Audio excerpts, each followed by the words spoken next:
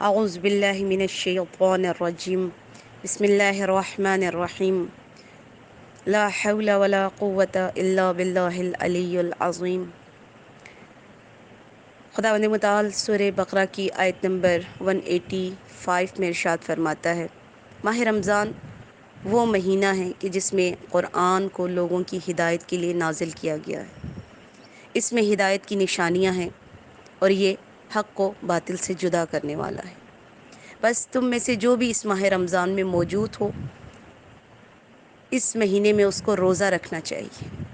بس جو بیمار ہو یا سفر میں ہو، اس پر واجب ہے کہ اتنے دن دوسرے دنوں میں روزہ رکھے۔ خداوند متعال تمہارے لیے آسانی چاہتا ہے اور تمہارے لیے دشواری نہیں چاہتا، اور یہ کہ اس تعداد کو مکمل کر لو اور خدا کی بزرگی کو یاد کرو۔ اس نے تمہاری ہدایت کی ہے تاکہ تم شکر گزار بن جاؤ۔ واقعاً اس رب کریم کا شکر ادا کرنا ہمارے بس کی بات ہی نہیں ہے کہ اس نے ہم جیسے عاصیوں کو، ہم جیسے گناہ گاروں کو اپنے رحمت کے مہینے میں اپنا مہمان قرار دیا، اور خود خالق اکبر نے میزبانی کو اپنے اوپر واجب قرار دیا۔ لہٰذا بہت تیزی کے ساتھ ہم اس مہینے کے اختتام کی طرف جا رہے ہیں، اور کوشش اب یہی ہے کہ جتنا سمیٹا جا سکے اس کی رحمت اور اس کی عطا سے اپنے دامن کو بھر لیا جائے۔ اور خدا کی جو سب سے بڑی رحمت اور سب سے بڑی عطا جس کے حوالے سے ہم مسلسل گفتگو کر رہے ہیں، وہ ہادی برحق مہدی صاحب الزمان اجل اللہ تعالی فرجہ شریف کی ذات۔ کتنا خوبصورت ہے وہ پروردگار جو ہدایت کے راستوں کو کھولتا ہے اور ہادیوں کو بھی بیچتا ہے، تاکہ اس کے بندے اپنے ہادی کے نقش قدم پر چلتے ہوئے ہدایت کی منزلوں کو طے کریں۔ دعا افتتاح ہمارا موضوع گفتگو ہے، اور آج جو فراز دعا کا ہے، ہیں تو صرف 2 جملے، لیکن بڑے عجب جملے۔ اللہم ما عرفتنا من الحق فحملناہ وما قصرنا عنہ فبلغناہ۔ عجب ہے یہ جملات۔ خداوندہ، جتنا تو نے ہم کو حق سے آگاہ کر دیا، اتنے کی قوت برداشت بھی عنایت فرما، اتنے کی قوت برداشت بھی عنایت فرما، اور جس سے ہم پیچھے ہیں اس تک ہم کو پہنچا دے۔ دیکھیں،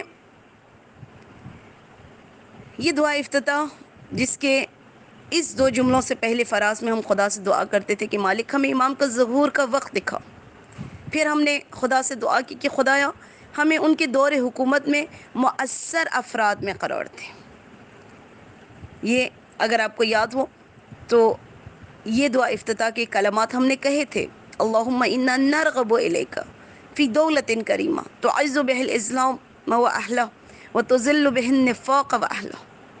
ہم نے خدا سے دعا کی تھی کہ پروردگار ہمیں امام زمانہ اجل اللہ تعالی فرجہ الشریف کی حکومت دکھا، جس کے باعث اسلام اور اہل اسلام کو عزت ہو اور نفاق اور اہل نفاق کو ذلت و رسوائی دے۔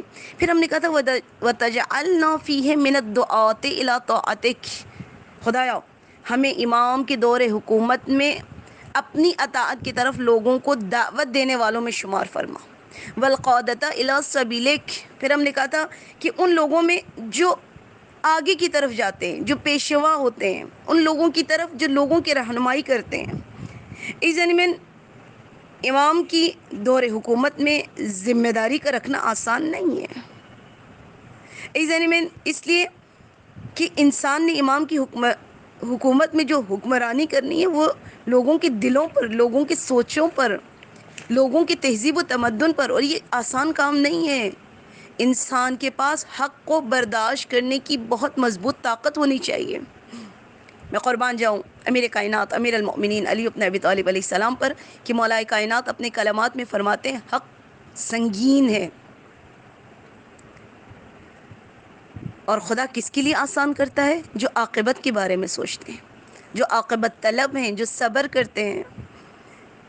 اور پھر میرے مولا فرماتے ہیں ان لوگوں میں سے ہو جاؤ جو خدا سے مدد مانگتے ہیں. اور میں قربان جاؤں امام جعفر صادق علیہ السلام پر کہ مولا فرماتے ہیں ہمارا امر سخت ہے اور ہر کوئی برداشت نہیں کر سکتا.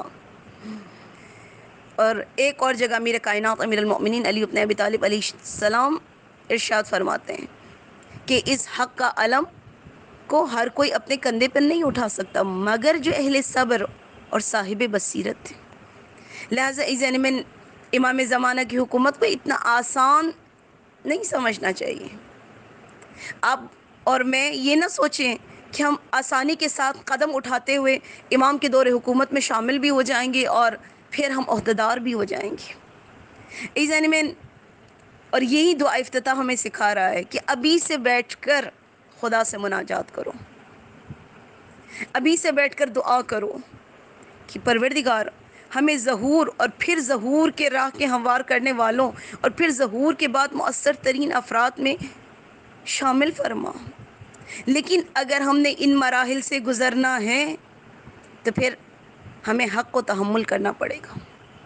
دیکھیں پچھلے کسی ایک لیکچر میں بھی امام جعفر صادق علیہ السلام کو وہ واقعہ آپ کی خدمت میں عرض کیا تھا کہ جب آپ نے اپنے صحابی کو کہا تھا جس نے دعویٰ کیا تھا کہ مولا افراد بہت زیادہ ہیں، تو مولا نے فرمایا تو تندور میں کود جاؤ.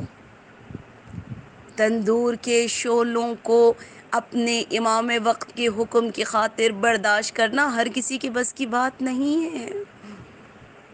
اور اس نے کہا تھا مولا ان شعلوں میں اگر میں گرا تو جل جاؤں گا. لیکن جب امام کا دوسرا صحابی اور امام نے فرمایا کود جاؤ تو وہ کود گیا اور کودا. اور کچھ دیر بعد جب امام اور امام کے پہلے صحابی گئے تندور کے پاس، دیکھا وہ شعلوں کے درمیان سلامت تھا اور پڑھ رہا تھا قل یا نار کونی بردا والسلام علی ابراہیم. لہذا ایزان میں حق کو تحمل کرنے کے لیے بہت سے صدر چاہیے.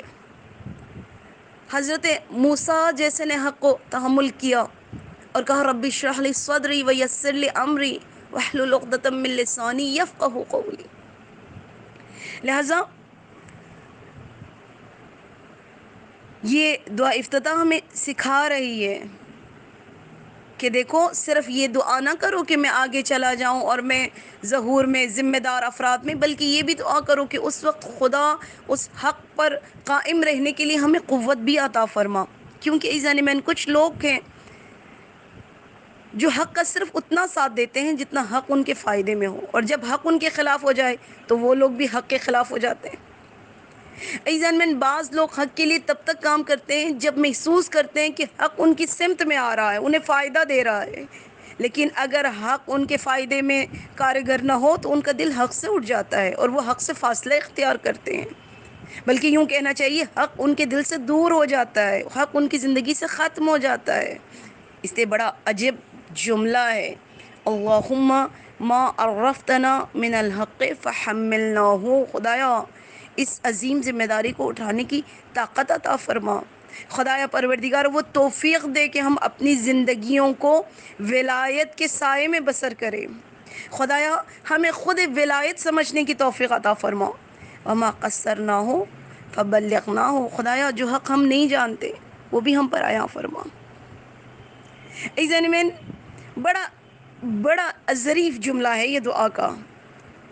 ہم خدا سے پتہ ہے دوسرے الفاظ میں کیا کہہ رہے ہیں؟ پروردگارا جو حق میں جانتا ہوں اس پر مجھے عمل کی توفیق دے، اور پھر پروردگارا جس کو میں نہیں جانتا اور حق کے راستے میں میرے لیے مؤثر ہے، خدا اس کی معرفت بھی عطا فرما. اور یہاں پر ایک نقطہ آپ کی خدمت میں عرض کرنا چاہوں گی. اگر انسان جتنا جانتا ہے اس پر عمل کر لے تو خدا جو نہیں جانتا اس تک بھی پہنچا دیتا ہے. بس مقدمہ ظہور لوگوں کی آمادگی ہے، لوگوں کا حق کے ساتھ دینے کی طاقت اپنے اندر پیدا کرنا ہے. اور یہ دعا افتتاح میں قربان جاؤں اس دعا پر ہمیں امام کی حکومت کے ہر پہلو پر سوچنے پر مجبور کرتی ہے. ایزانی میں ہمیں چاہیے کہ ہم سوچیں امام کی حکومت کوئی معجزات کا مجموعہ نہیں ہے. خدا کی انہی سنتوں پر جس پر یہ دنیا قائم ہے، امام انہی سنن الہی کو طے کر کے آگے چلیں گے۔ ہاں البتہ نصرت الہی ضرور ہے، اور نصرت الہی کا بھی ایک قانون ہے، ان تنصروا اللہ ینصرکم ویثبت اقدامکم۔ خدا ان کی مدد کرتا ہے جو خدا کی مددگار ہوتے ہیں، یعنی پہلے ہمیں مددگار پروردگار بننا چاہیے، خدا کی مدد کرنا یا کیا، یعنی خدا کے اصولوں پر عمل کرنا۔ اگر ہم اپنے آپ کو خدا کے لیے تیار کریں گے تو پھر خدا ہماری مدد کرے گا۔ لہٰذا امام کی حکومت ایک عادی حکومت نہیں ہے۔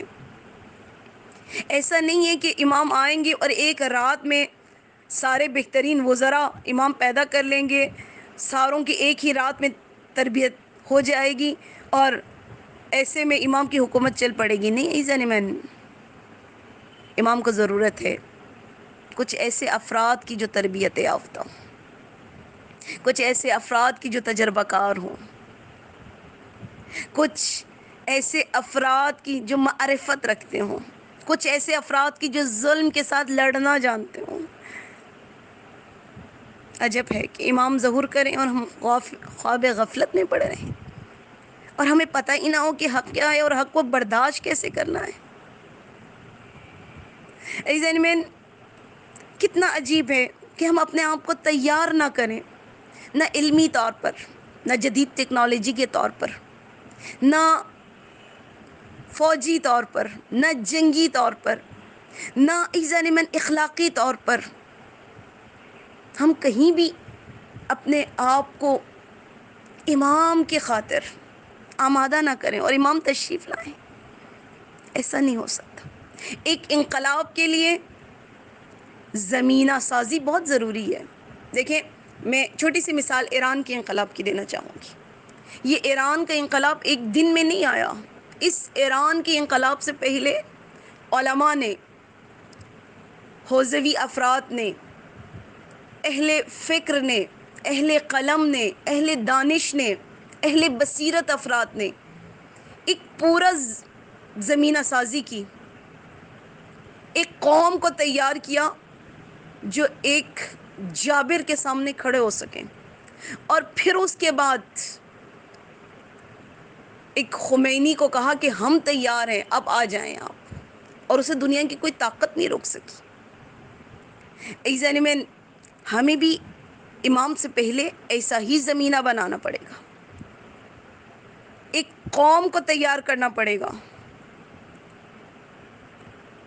بلکہ یوں کہنا بہتر ہے کہ ہمیں حق والی حکومتوں کو اپنے اندر رائج دینا پڑے گا، یا کم از کم جو حکومتیں حق پر ہیں ان کا ساتھ دینا ہوگا۔ کچھ ایسے وزیر پیدا کرنے ہوں گے جو حق کو تحمل کر سکیں اور حق پر عمل کریں۔ کچھ ایسے افراد کو چننا پڑے گا جو لوگوں کی تربیت کریں اور لوگ بھی ان کی تربیت سے اپنے آپ کو بہتر کر سکیں، اور یہی دعائے افتتاح کا نتیجہ ہے کہ امام کے ظہور کی تمنا کو اپنی عملی زندگی میں لائیں، اور جب اپنی عملی زندگی میں لائیں تو پھر ضرورت ہے کچھ ایسے لوگوں کی جو آگے چلنے والے ہوں، جو سبقت لے جانے والے ہوں، جو آپ کے لیے الگو و نمونہ ہوں۔ اور یہ دعا صرف آرزو نہیں بلکہ مقدمہ ہے امام کے ظہور کے لیے قدم اٹھانے کا۔ بس سوچئے گا، میں آپ جو بھی سن رہا ہے، ہم نے امام کے ظہور کے لیے ابھی تک کیا کیا؟ کیا ہم نے حق کو پہچانا، حق پر عمل کیا؟ کیا اپنے آپ کو بہتر انسان بنایا؟ کیا ہم نے اپنی بصیرتوں کو زیادہ کیا؟ کیا ہم نے جدید دنیا کے علوم سے اپنے آپ کو مزین کیا؟ کیا ایزن میں اس وقت کی جو حکومتیں ہیں ان کا تجزیہ و تحلیل کیا؟ اور اگر امام آ جائیں تو میرا اور آپ کا وجود امام کے لیے کیسے سود مند ثابت ہوگا؟ اس دعا کے ساتھ کہ پروردگار اس دعائے افتتاح کے صدقے میں، اس شعور کے صدقے میں مالک ہم سب کو بابصیرت افراد میں قرار دے، اپنے امام کے ظہور کے زمینے کو، مقدمے کو نرم کرنے والے افراد میں قرار دے پروردگار، اور امام کے صدقے میں ہماری دعاؤں کو مستجاب فرما۔ ہمارے بیماروں کو، بالخصوص ہمارے کورونا کے پیشنٹس، خدایا پروردگارا ان کو معجزتاً شفا عطا فرما۔